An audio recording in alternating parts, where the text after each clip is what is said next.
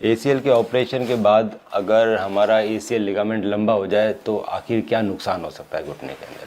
तो एसीएल का ऑपरेशन हो गया और एसीएल के ऑपरेशन होने के बाद जो लिगामेंट है वो ढीला हो गया, ढीला मतलब लूज़ हो गया, लंबा हो गया। सपोज अगर 2.5 या 3 सेंटीमीटर का लिगामेंट होना चाहिए जोड़ के अंदर, डिपेंडिंग अपॉन बड़ा आदमी है तो थोड़ा बड़ा लिगामेंट होगा, छोटा इंसान है तो छोटा लिगामेंट होगा, एनाटमी होती है ना इसकी।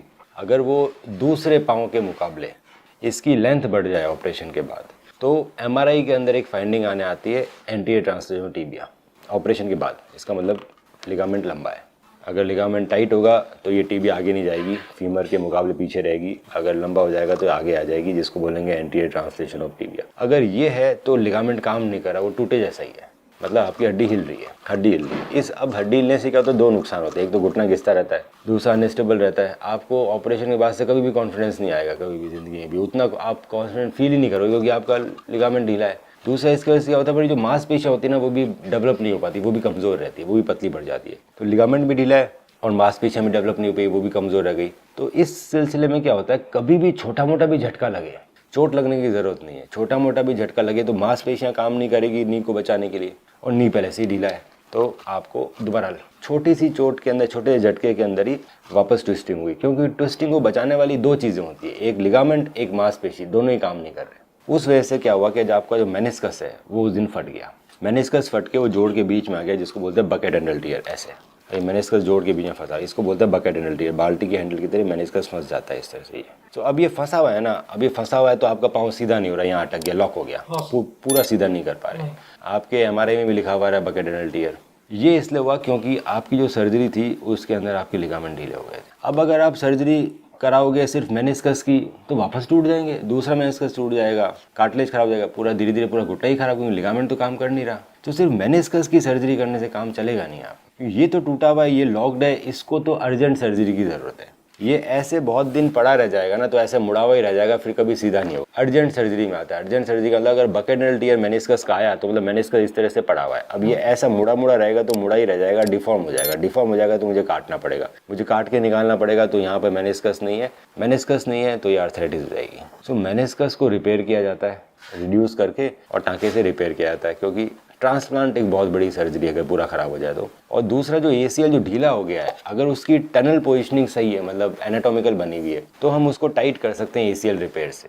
एसीएल रिपेयर का मतलब है कि मैं उसी एसीएल को टाइट कर दूंगा और इंटरनल ब्रेस लगा दूंगा, रिकंस्ट्रक्शन नहीं करूंगा। अगर उसकी टनल सही नहीं है, अगर वो एनाटॉमिकल टनल नहीं बनाई प्रीवियस डॉक्टर ने, या फिर हमारे जो एसीएल है उसकी क्वालिटी अच्छी नहीं दिखी मुझे, अंदर चीथड़े उड़े हुए दिखे, क्योंकि क्या है ना, ढीला था ना तो स्ट्रेस पड़ रहा था, तो ज़रूरी नहीं है क्वालिटी। तो उस समय कंडीशन में पूरा नया एसीएल नया बनाना पड़ता है उसको, वो फिर होता है रिकंस्ट्रक्शन। सो रिपेयर भी हो सकता है अगर फेवरेबल रहा सब कंडीशन, तो रिपेयर के अंदर फ़ायदे ज़्यादा हैं। रिपेयर के अंदर छेद छोटा होता है, दर्द बिल्कुल नहीं होता, ऑलरेडी लिगामेंट बना हुआ है, उसके अंदर कुछ ब्लड वेसल्स, नर्व एंडिंग्स कुछ तो ग्रो हो ही गई है, तो वो प्रोसेस पूरा दोबारा रिपीट होने की ज़रूरत नहीं होती, बॉडी को पेन सिग्निफिकेंटली कम होता है। ये तो रिकंस्ट्रक्शन है, पूरा नया बनाना, ऊपर बटन नीचे बटन, लिगामेंट नए टेंडन से बनाया, फिर फाइबर टिप इंटरनल ब्रेस कर रखा है, इंटरनल ब्रेस ऊपर बटन से आ रहा है और नीचे स्वेगल लॉक एंकर से अंदर जा रहा है। अगर ये सारी चीज़ें नहीं है तो इंटरनल ब्रेस सर्जरी नहीं हुई। एंकर भी ज़रूरी है, बटन भी ज़रूरी है, एडजस्टेबल लूप भी ज़रूरी है, ऊपर भी एडजस्टेबल लूप है और फाइबर टिप। ये हुआ रिपेयर।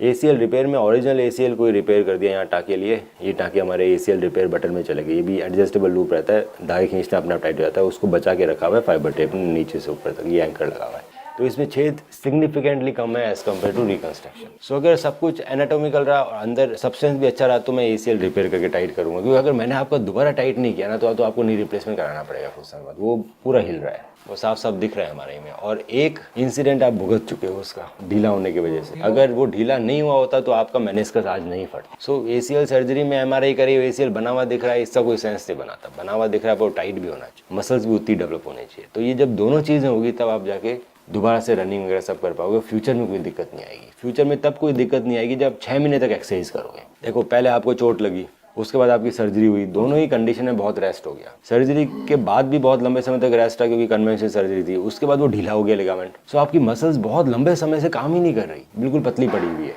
उसको स्ट्रॉन्ग करने में 6 महीने लगी जाएंगे। इस सर्जरी के बाद ठीक आप 1-1.5 महीने में हो जाओगे, बिल्कुल जॉगिंग वगैरह करने लगोगे। ये पुराने ऐसी सर्जरी जिसमें बहुत दर्द होगा, वैसा कुछ नहीं है। रिपेयर में दर्द होता ही नहीं।